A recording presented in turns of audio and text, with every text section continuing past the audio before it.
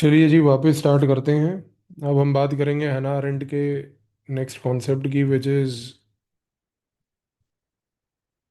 Ideology and totalitarianism.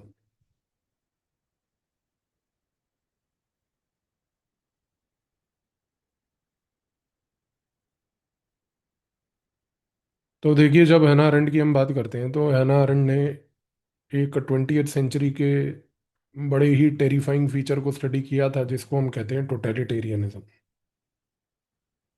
जो उस समय उनके टाइम पर विजिबल भी था। उन्होंने नाजी जर्मनी के पीरियड को एग्जामिन किया था, जो कि उस समय हिटलर के अंडर था।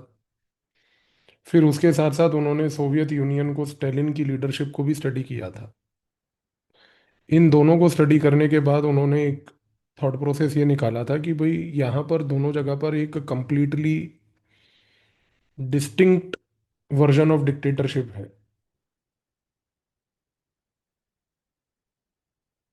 और ये जो completely distinct version of dictatorship उन्होंने यहाँ पर देखी, उस उन्होंने कहा कि भाई इस पर्टिकुलर डिक्टेटरशिप को हम सिर्फ डिक्टेटरशिप नहीं बल्कि पहली बात तो टोटलिटेरियनिज्म कहेंगे। और टोटलिटेरियनिज्म में उन्होंने कहा कि भाई यहाँ पर इसको हम टोटलिटेरियनिज्म इसलिए कहेंगे क्योंकि वो आइडियोलॉजी का मतलब ये हुआ कि उन्होंने कहा कि एक सेट ऑफ आइडियाज थे जो यहाँ पर प्रोपोगेट किए गए, explain everything that explain everything. यानी कि इन दोनों जगहों पर कुछ ऐसे आइडियाज प्रमोट किए गए जिसके तहत पास्ट को भी एक्सप्लेन किया गया, प्रेजेंट को भी एक्सप्लेन किया गया और फ्यूचर को भी एक्सप्लेन किया गया। और यहाँ पर क्या होता था दोनों जगहों पर, रशिया में भी और हिटलर के जर्मनी में भी, कि किसी भी तरीके से कोई स्पेस अवेलेबल नहीं थी क्वेश्चनिंग की, कोई स्पेस अवेलेबल नहीं थी डिबेट की।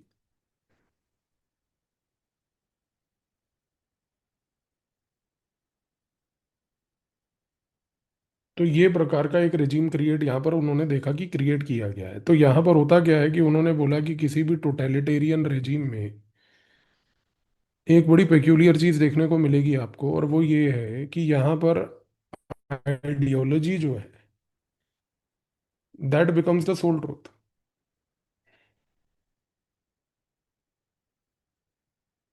Ideology becomes the sole truth. तो यहाँ पर इशू ये है कि भाई people are not allowed to think for themselves, people are not allowed to disagree. लोगों को ये चीज बिल्कुल करने की अनुमति नहीं थी यहाँ पर। तो यहाँ पर होता क्या था कि किसी भी टोटलिटेरियन रेजिम में जो सिस्टम है वो अपने एनिमीज को डिफाइन करेगा, प्रोपोगंडा का प्रयोग करेगा, टेरर का प्रयोग करेगा to control people and people's action, दोनों को। और साथ में माइंड नरेटिव का वॉर खेलेगा। तो एनिमीज क्लियरली डिफाइंड है। तो आरंट ने ये बोला कि भाई प्रॉब्लम ये है कि किसी भी टोटलिटेरियन रेजिम में सिर्फ वायलेंस नहीं होती, वो तो है ही है, बट टोटलिटेरियन रेजिम का जो डीपर प्रॉब्लम है वो ये है कि बस यहाँ पर इंडिविजुअलिटी जो है वो डिस्ट्रॉय हो जाती है।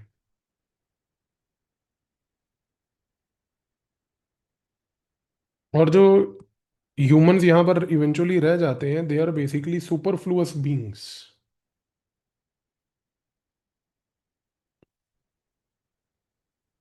इसलिए क्योंकि देखो जो ट्रुथ है वो पब्लिक लाइफ से कंप्लीटली आपने जो है इरेज कर दिया। तो ट्रुथ को जब आप पब्लिक लाइफ से इरेज कर देते हो तो एक चीज तो क्लियर है सर, कि इस कॉन्टेक्स्ट में इंडिविजुअलिटी डिस्ट्रॉय हो जाती है। तो ये होता है टोटलिटेरियन रेजिम्स का कॉन्सेप्ट। तो यहाँ पर उन्होंने क्या करा था, एक द ओरिजिन्स ऑफ टोटलिटेरियनिज्म करके एक किताब लिखी थी।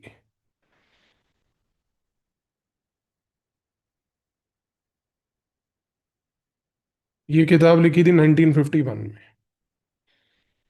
ये एक फाउंडेशनल वर्क है, आज की डेट में भी एक सबसे क्रूशल वर्क है मॉडर्न पॉलिटिकल थ्योरी में। और मैं कहूँगा आप सबसे भी एक रिक्वेस्ट रहेगा, कभी लाइफ में टाइम मिले इस किताब को ओरिजिनल फॉर्म में पढ़िएगा, बहुत अच्छी बुक है। अमेजोन पे भी मिल जाती है। आप बहुत कुछ रिलेट कर पाएंगे ये किताब को पढ़ के, जो वर्ल्ड में आपके आज पास सामने चलता है। तो इस पर्टिकुलर किताब में जब उन्होंने ये बात बोली टोटलिटेरियनिज्म की, तो यहाँ पर उन्होंने इस कॉन्सेप्ट को इस तरीके से एक्सप्लेन किया कि यहाँ पर there is a total control over reality and over the individual. Total control है रियलिटी के ऊपर, इंडिविजुअल के ऊपर। और ये होता है थ्रू फ्यूजन ऑफ आइडियोलॉजी, जो डिफाइन करती है पास्ट प्रेजेंट फ्यूचर। टेरर, जिसका प्रयोग किया जाता है लोगों को कोर्स करने में, वायलेंस। और सबसे बड़ी बात, मास मोबिलाइजेशन। मास मोबिलाइजेशन। तो यहाँ पर जब है ना अरेंड बार बार आइडियोलॉजी की चर्चा करती है, जिसको अभी हमने एक साधारण लैंग्वेज में बोला है, सिर्फ पास्ट प्रेजेंट फ्यूचर दिखाती है, वो सिर्फ आइडियोलॉजी ये चीज़ नहीं है। आइडियोलॉजी यहाँ पर वो कहती है अपनी किताब में कि एक लॉजिकल सिस्टम है जो एक्सप्लेन करता है हिस्ट्री को as a deterministic process. Determinism हम पढ़ चुके हैं मार्क्स के कॉन्सेप्ट में। तो वो एक लॉजिकल सिस्टम है। यहाँ पर आइडियोलॉजी जो है, don't confuse it with just a मियर belief system. Belief system है कि भाई हमारा ये मानना है। कल को अगर आपके वो मानने में कोई एक बदलाव लाने की कोशिश करे, आपको दिखाने की कोशिश करे कि देखो ये गलत है, तो आप बदल जाओगे। आप चीज को समझ रहे हो। बट आइडियोलॉजी में क्या होता है कि एक लॉजिकल सिस्टम मैन्युफैक्चर किया जाता है, जिसके तहत हिस्ट्री को एक डिटर्मिनिस्टिक प्रोसेस के तहत ये दिखाया जाता है कि यहाँ पर जो है, यही हमारा पास्ट है, यही हमारा प्रेजेंट है और यही हमारा फ्यूचर है। ये चीज को समझने की कोशिश कीजिए आप। इसी रीजन से वो कहती है कि ये जो आइडियोलॉजी है, ये एक टूल ऑफ डोमिनेशन है। बिलीव कभी टूल ऑफ डोमिनेशन नहीं होता। और ये टूल ऑफ डोमिनेशन बनता है क्योंकि इसको रूथलेस कंसिस्टेंसी से, ये वर्ड उसने अपनी किताब में यूज किया, रूथलेस कंसिस्टेंसी से अप्लाई किया जाता है, इन्फोर्स किया जाता है।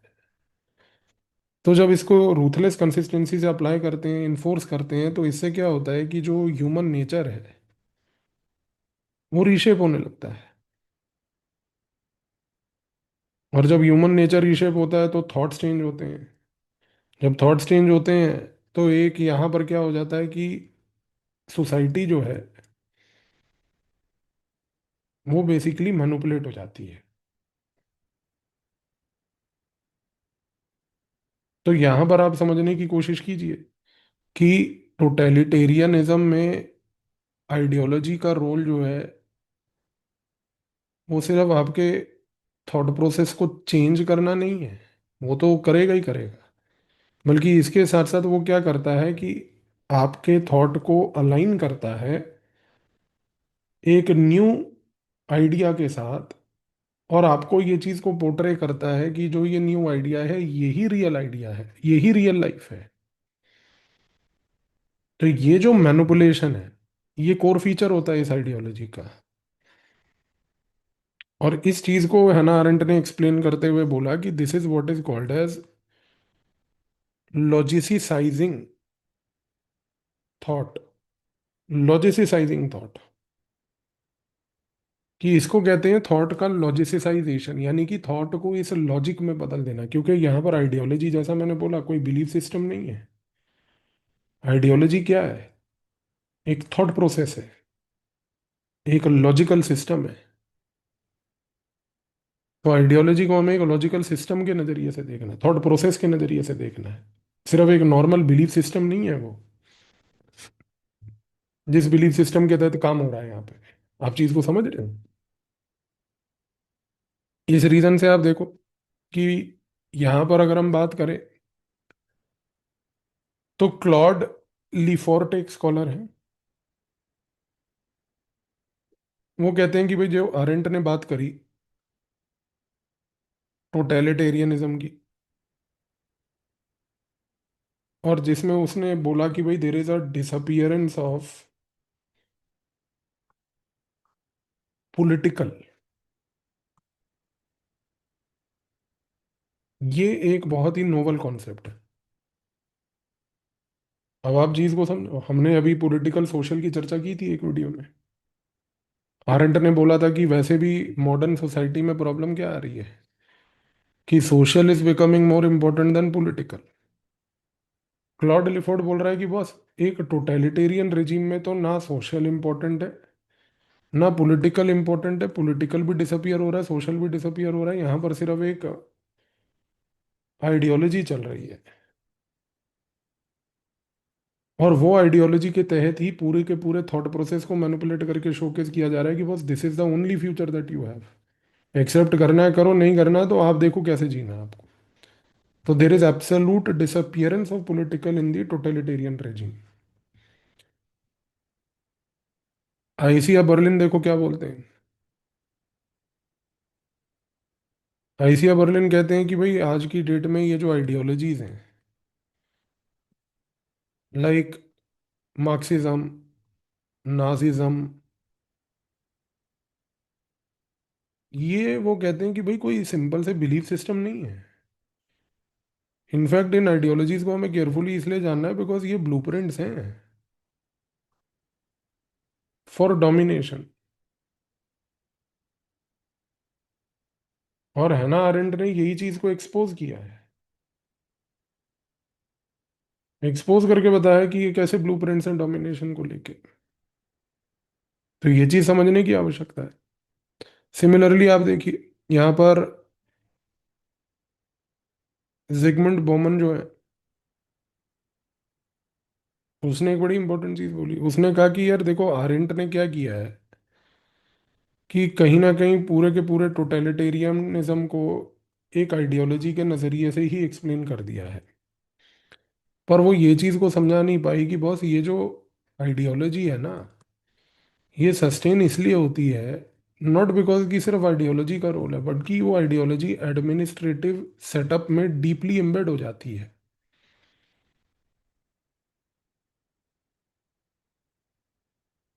और जब आइडियोलॉजी एक एडमिनिस्ट्रेटिव सेटअप में डीपली एम्बेड हो जाती है तो ये एडमिनिस्ट्रेशन जो है, ये एक रोल प्ले करता है एक टोटलिटेरियन रिजीम को सपोर्ट करने के लिए।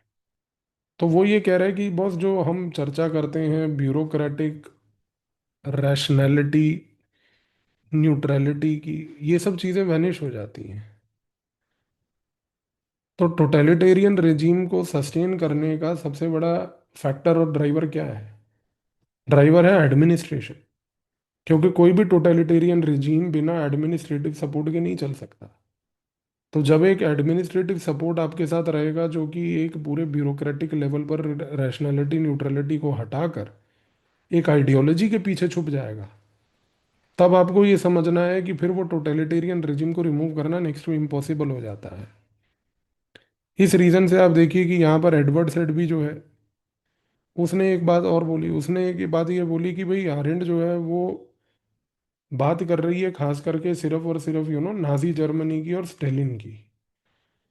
पर why she so hypocritically silent, why she hypocritically silent today to talk about colonial empires की टोटलिटेरियनिज्म?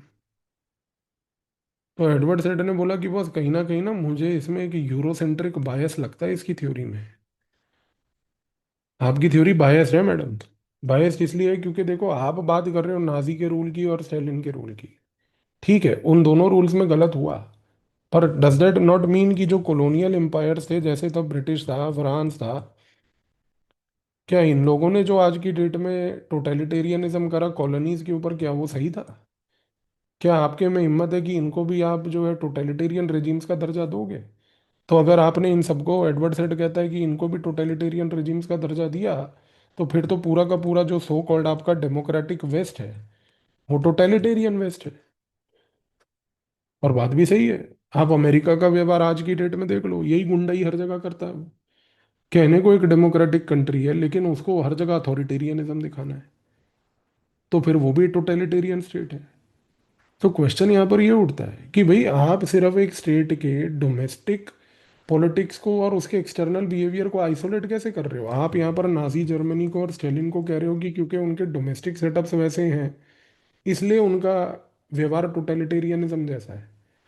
लेकिन जो व्यवहार कई स्टेट्स ने कॉलोनीज में दिखाया, क्या वो टोटलिटेरियनिज्म नहीं था? तो एडवर्ड सेड ने एक बहुत बड़ा क्रिटिक दिया है उसके टोटलिटेरियनिज्म पे, और उसने कहा है कि she is a very Eurocentrically biased lady, जिन्होंने थ्योरी अपनी जो है एक हवा हवाई कहानी बनाई है। हर theory does not have universality, क्योंकि यूनिवर्सैलिटी का मतलब होता है कि बस आप टोटलिटेरियन रेजिम के फिर हर जगह के टोटलिटेरियनिज्म को आइडेंटिफाई करो ना। And which is a very valid point, जो ब्रिटिश ने इंडिया में टोटलिटेरियन रेजिम बनाया था, तो क्या उसको आप टोटलिटेरियन नहीं बोलोगे? पर हम ब्रिटिश को मानते हैं एपिटोम ऑफ डेमोक्रेसी आज की डेट में। अमेरिका को मानते हैं भैया epitome of democracy, oldest democracy. और यही ओल्डेस्ट डेमोक्रेसी आज की डेट में क्या कर रही है कि पूरे के पूरे वर्ल्ड में इसने टोटलिटेरियनिज्म फैला रखा है। तो क्या ये चीज को आप एक्सेप्ट करोगे? तो ये आइडियाज हैं टोटलिटेरियनिज्म के विद रिस्पेक्ट टू हना अरेंट।